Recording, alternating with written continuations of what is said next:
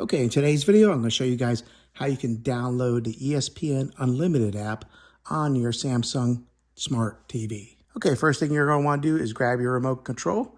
You're going to press the home button, and your menu might look a little bit different here. It might be a different color.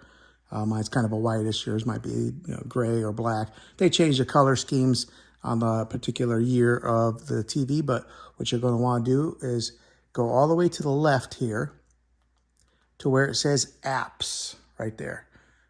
And click on that. All right, it'll bring you to this screen here. Okay, now you're going to want to go all the way up here to the top where that magnifying glass is, and you're going to click on that.